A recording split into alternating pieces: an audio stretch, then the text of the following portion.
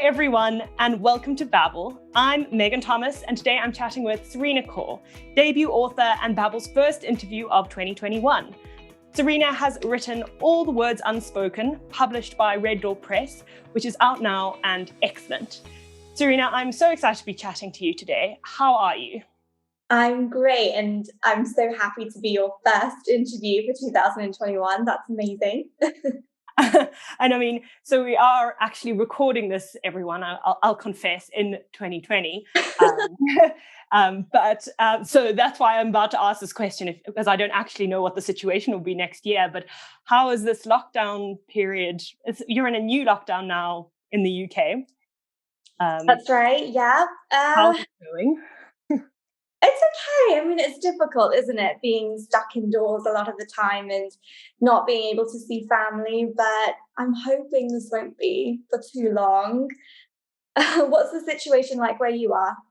So yeah, I'm in South Africa, in Johannesburg, and actually things are quite relaxed. So either by the time this interview goes out, we'll be in a second wave frenzy, or things will be going normal. But there's no real knowing anymore. I'm sure, luckily for writers such as yourself, a little bit of time locked indoors is actually quite good for getting things done. Or have you found it quite difficult to write? I do, you know what, I have found it a little bit difficult. Sometimes you just need to get out of your space and be out in the world and interacting with people, in order to get some inspiration. So not being able to do that has been a little bit difficult, but it does mean that I've been able to read a lot more. And we all know reading more always helps with your writing. So that's a positive, I suppose. Yeah. And yeah, well, no one's expected. Everyone can just deal with this however they want to deal with it. Nobody has to come out of 2020 with 3 new novel ideas Of course, and yeah. but so congrats on your debut. I loved reading All the Words Unspoken, and we'll chat about it a bit more throughout the interview. But I'd love to hear a little bit more about kind of the journey from deciding writing was for you to publication point and where you are now. Yeah. So I've always known that I wanted to be a writer. I think I was about 6 when I turned around and announced to the world that I'm going to be a writer when I'm older. So there's never been a future, in my mind where I wasn't. So as soon as I finished my education, my degree was done, I just took that opportunity and said, okay, I don't want to just let dreams be dreams. I'm going to sit down and actually write this book. It was kind of a scary thing to do because I wasn't splitting my time. So I was literally going to sit down for, I was taking a gap year basically after university. And I decided that I was going to devote all my time into writing this book. But I'm really glad I did. It felt risky at the time, but yeah, that's just what happened. Finished my education, sat down and started writing. That's the perfect setup, isn't it? And did you then approach few publishers? Do you have an agent, or did you just approach RedDoor? It was a long journey. So after I finished my novel, I started submitting to agents. And that was really scary at the time because no matter where I looked, people always said, oh, if you're a first time writer, the chances of you getting an agent are very, very slim. You should be very grateful if you get an agent at all. So I did get an offer from an agent and I made a terrible mistake. I said yes before getting a response from the other agents that I was still waiting on. And it wasn't the best idea. The agent that I had was incredibly unreliable. I don't even think she finished my book. Oh, no. I know. And she didn't ask me to make any changes. And she started submitting my novel. Well, she submitted to so many publishers in one go. And she couldn't even tell me who she'd submitted to. So it was a bit of a nightmare. And I think after about a year, I was like, can I please see the pitch that you're sending off to publishers? And I'm not even joking. It was something along the lines of, this is an Asian book about mental health. It will probably appeal to a lot of people. And I was like, oh my gosh. This is a horror story. I was so upset, and I thought this person doesn't understand my book at all. So we left. We left each other, and I went back to one of the previous agents that had a better reputation. But she told me that because the first agent went a bit crazy and submitted to everybody, that we'd have to wait a year before we could think about submitting again. And I didn't want to. I didn't want to. I think by that point I was so emotionally exhausted You've been that I was waiting like, so I can't long. go through this process. So I had a look at some smaller publishers that you can submit to without an agent, and came across RedDoor, and I loved their collaborative approach. And I took a chance. I just thought, okay, I'm just going to submit to this publisher and see what happens. And thankfully, they accepted. So yeah, that was the journey. I think the biggest lesson is don't just say yes to any agent. Yes, it's hard to get And one, but that's such a useful, yeah, such a useful tip for new authors, because you would be quite keen to just say yes to the first person because you're not really sure your worth. You're not sure who else is going to like it. it Yeah, is so I'm sorry true. that happened, but it seems like your book has found a happy home now. Yes, thankfully. And so then, yeah. So I'd love to talk now about the subjects in your book. And what's actually really remarkable is you deal with so much. I mean, the fact that that previous agent kind of whittled it down to a book about mental health is kind of just a great service because it covers so much, and centers around the Indian diaspora in Britain and the experience of being a young Indian British person grappling with traditional values versus modernity, the will of kind of parental wishes and pressure from tight knit community, and especially the expectation of arranged marriage. To talk to me a little bit about why it was important to you to write about this particular societal dynamic. Yeah, so I think a lot of young British Asians grow up with that pressure and the expectations of parents and community. It's very hard to get away from. And so many people grapple with traditional Eastern values and Western values, and they find it difficult to know where they stand. And the one thing that I always want to say to people is it is not true that all families are traditional. There are plenty of modern families. But for those people that do have very traditional families with very traditional views, the expectation to submit to that what will people say mentality is just so strong. I've seen people in my life surrender what they love and what they truly want, um, just because of that pressure, and they give in thinking it's the easy way. It's so much easier than putting up a fight, but actually I wanted to show the consequences of submitting to that pressure, that actually it isn't the easier way and it can lead to you being quite unhappy. Yeah. And oh gosh, I mean, in society at the moment, it seems like finding like between dating apps and trying to find someone a partner, you would actually get that feeling that, you know what, actually maybe it would be easier if this is just arranged for me. It's kind of like a, instead of using Hinge, you use your parents. So like there is an appeal to that kind of Definitely. removal of stress. But obviously, like your book shows, is that nothing's simple, and that's kind of the whole point of life, is that you just have to figure out which way you're going to make it work rather than Yeah. there ever being an easy route. I really enjoyed the use of Indian languages throughout the book, and that you don't translate them specifically because, I mean, most of it speaks within its context. It's kind of a lot of it's implicit. Mm. And was it important to you to kind of swap between without having to necessarily translate or explain it? Yeah, so there is a reason that I did that. So, when we do write novels, there we tend to write for the white gaze. That's the primary audience. And I wanted to write something that felt accessible to my community as well, and that also felt like it was for them.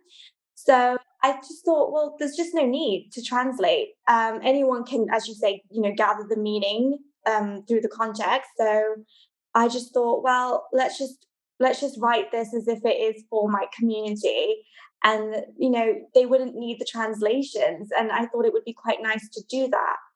So yeah, that was just it really. It's just not necessary. It creates a more authentic experience on the page. And that's just what life's like when you're part of two cultures. You have, both of them spilling into each other and colliding, and there's just no, you're not going through life consciously aware of when you're being British and when you're being Asian. So to me, it just seemed natural to write in that way. Absolutely. And like you say, this notion of kind of the white gaze is really prominent in literature and in the publishing world, especially in Britain. I'm fascinated by how all the words unspoken pivots around this notion of kind of secrets, and the words we choose to speak and choose not to speak. And primarily because it means you as a writer have to maintain a secrecy with us and between your characters. Is it difficult to decide when the right time is to let us know what's going on? Kind of, we learn things at the same time as the characters. Other times we know things the characters don't. And how do you kind of plan that and decide when these secrets, these big plot points, are going to come out? Hmm. So I did want to reveal a lot about Mansi to start with, just to create that connection between the reader and the character. And then I deliberately kept a lot of Arian's life a secret so we could go through that experience of, oh my gosh, she's with a stranger, and go through that discovery process with her. Um, Mhm. and also by keeping Arian's life a secret, what I was able to do was put the reader in a position where they've got to make assumptions about his character and make some judgments. And then that gave me the power to then reveal a bit and challenge that assumption. A lot of people have found Aryan a difficult character. Like some people have said, "Oh, I really sympathize with Aryan," whereas others think he's really selfish. So by kind of having that space between us and Aryan, and revealing information bit by bit, I was able to portray him as a more complicated character, and show the reader that you can't really make judgments about somebody, you can't really make assumptions. So yeah, that was the plan. Yeah, well, absolutely. I do feel like one of the main things that I not got caught out by, but I'd made some pretty harsh judgments of some of the characters, only to have kind of, when you finally get like a bit of their perspective, you think, oh God, like this is exactly why you're not supposed to make assumptions about people. Do you think that keeping secrets and kind of making judgments without knowing what everybody's dealing with is something that we struggle with as a society? Yeah, I think everybody kind of tucks away parts of themselves because they're so worried about being judged. They really want people's approval. I think all of us keep secrets about who we really are. I don't think any of us have achieved authenticity yet. So yeah, I do think it's part of the human condition to keep secrets and to basically hide away aspects of yourself because of fear of judgment. I think that's quite natural and normal, unfortunately. Yeah, and it's a bit of a kind of coping mechanism, isn't it? You kind of have some control over what people know. You kind of feel like you can control whether or not, or what they think of you, rather. Yeah, And absolutely. so, because of all these perspectives and motivations and kind of secrets that we learn along the way, I'm interested to know about how the order you wrote it all in. Did you kind of know the overarching motivations of everyone, or did you kind of discover some of the stuff along the way as you were writing? Um, so I'll take you through the process. The first thing that I started out with were the events. So I looked around at the people in my life, and there was so much going on. I had one friend that had an abortion despite not believing in abortions, but because she felt that the consequences of being ostracized were just too much. I had another friend who was hiding his sexuality from his family, and another that had been left by a Hindu girl for no reason other than she was worried about what her parents would say because he was Muslim. And it seemed like an impossible thing. Like for each of these people, the alternative was just too much to even think about, to even consider. So I started to put myself into their shoes. I started to wonder what the consequences would be of living that way, and what would happen if actually you took a brave step and challenged your parents and challenged those expectations. So yeah, I started out with those events. And then Mansi as a character came to me first, purely because so much of me is within Mansi. Her experience of depression is based on my own experience, and her insecurities are my insecurities. So it was very easy to kind of know where to go with Mansi, just because I would put myself in her shoes and think about what I would do, and the motivations became very clear. So that's what I started with. I started with Mansi as a character in those events, and then things just kind of organically went, transformed from there, and the story slowly unfolded. Yeah, well, it's all pieced together quite perfectly. And it's interesting to hear that you drew so much on your own life. Did you have your friends read it, and can they see themselves in it? Or is it kind of you've borrowed and mixed characteristics so much that it would be more you reflecting on their experience rather than you having put them into a character? Oh yeah, I've just, I didn't want to put them into the book. I definitely kind of drew from those experiences and changed it. But yeah, a lot of my friends have been reading the book, especially British Asian friends have found that they can relate to a lot of the experiences, and that's been really really wonderful that they've been able to do that, because they they haven't always, and I personally haven't always found characters that I can relate to. um so yeah, it's had a positive reception from my friends for sure. Yeah, and no one's really Yeah. clocked on that I've used as inspiration. So, Well, so this is a slightly personal question. So if you don't want to answer, don't feel obliged. But you say some of Mansi's mental health things are based on your own mental health. And did you find it kind of cathartic to write it down and have kind of her problems on the page that you could kind of help solve in a way? yeah, so yeah, while I was actually writing this novel, I was struggling with depression, and the reasons, okay, so I actually have a chronic illness, and it's something I can't get rid of, and that sort of affected what I can do with my life, getting jobs and things like that, and that's quite difficult to deal with, and that then led to me being depressed.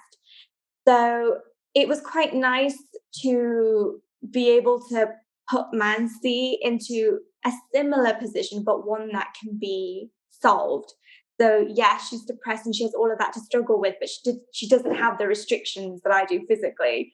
So Hmm. I got to work through some of the issues that I have through Mansi. Yeah. But then I got to see her go out into the world and try to make something of herself, and get through those demons and those the mental health battles. So in some ways, yes, um it was wonderful to kind of write my way out of some of my feelings. But then at the same time, Mansi and I are in very different circumstances. So yeah, there was definitely some space between us.